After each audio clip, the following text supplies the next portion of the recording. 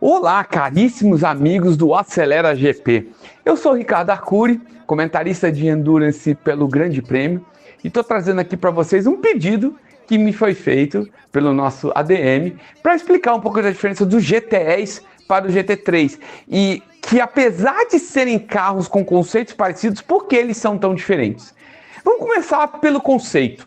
Os dois são carros de Gran Turismo, são carros baseados, são carros de rua preparados para ser de corrida. Porém, existe uma diferença básica no GTE, que é a preparação exclusiva para a corrida. Mas apesar de vir de um carro de rua, é um pouco diferente do GT3, que é um carro de rua e que o conceito é pensado no carro de rua e feito para um carro de corrida. Isso é o preceito básico. Mas eu vou entrar agora em 4 aspectos que vão explicar melhor o ponto que eu quero chegar. Primeiro, potência. Em média, o GT3 tem 500 cavalos de potência, já o GTS tem 520. É uma diferença pequena, mas acaba mostrando ser um pequeno diferencial entre eles. A segunda diferença está no aspecto do motor.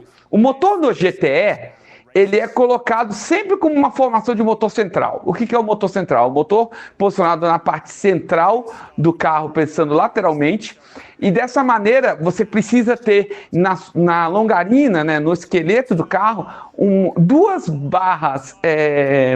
vigas, na verdade, longitudinais que vão correr o carro de ponta a ponta, onde o motor vai ficar instalado em cima dessas vigas. Eles que vão ser a sustentação básica do motor, e essas vigas correm longitudinalmente o carro. Até falei confuso.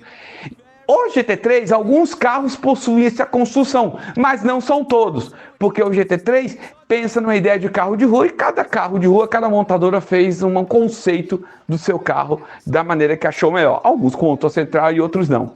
Por que eu enfatizei tanto isso, galera? Porque o motor central e essas vigas, eles mudam duas coisas. Primeiro, balanço. Você tem um balanço diferente entre eles. Mas a segunda tem a ver com a aerodinâmica. Porque você vai...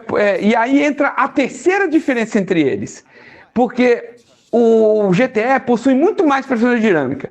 E basicamente porque você consegue colocar uma asa maior, e essa asa maior vai ficar apoiada justamente nessas longarinas criadas para o motor central, coisa que o GT3 não tem.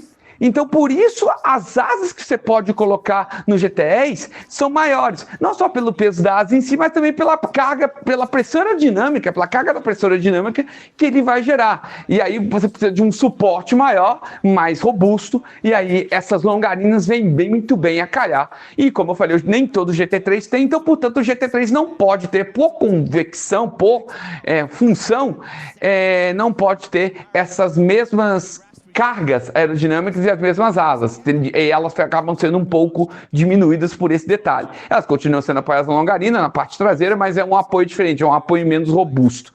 Eu acho que entra dessa maneira. Agora vem a quarta e a principal diferença. Tem a ver com as peças para os seus carros. Porque os GTEs, eles, por serem um carro de rua super transformado para um carro de corrida, as peças são feitas para este carro, entendeu? As montadoras trabalham em fazer peças para este carro, então acaba sendo uma coisa um pouco mais otimizada para a produção daquele carro. Eu sempre falo que em coisa de corrida você tem que fazer as coisas mais otimizadas para a condição de corrida que você está vivendo. É um carro preparado para aquilo. O GT3 já é um carro de rua.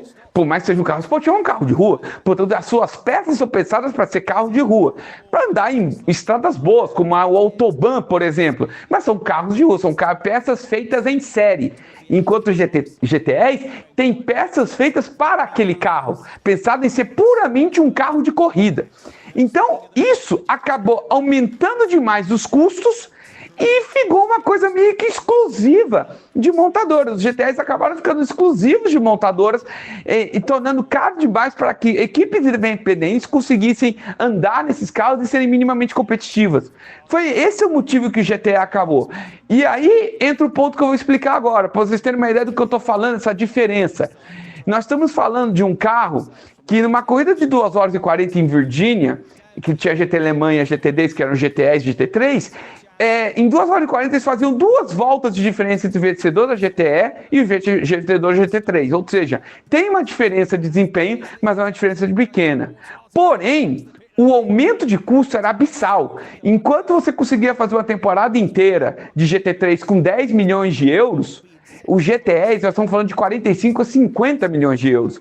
Por quê? Porque você tinha o desenvolvimento dessas peças próprias para um carro de corrida que custa muito mais caro do que peças feitas em linha de produção. Que aí é lógico, você fez uma linha de produção repetida, acaba ficando mais barato. E sem dizer que o GT3 você pode comprar essas peças em qualquer loja na Europa. Você pode ir lá comprar as peças e já está lá na tua mão.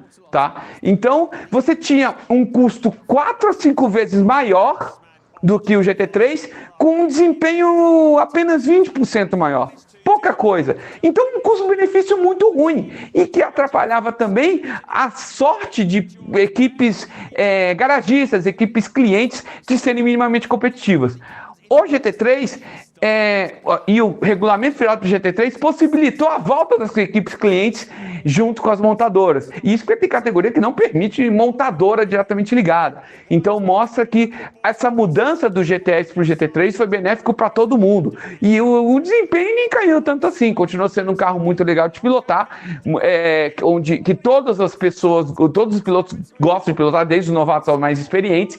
E isso acabou sendo benéfico para essa nova fase da Endurance, que eu falo até que não é uma nova era de ouro, é uma era de platina da Endurance mundial, não só pelos hypercars, mas também por esse GT3 e a sua viabilidade nas suas corridas, tá bom? Um grande abraço a todos, desculpa me estender tanto e até mais.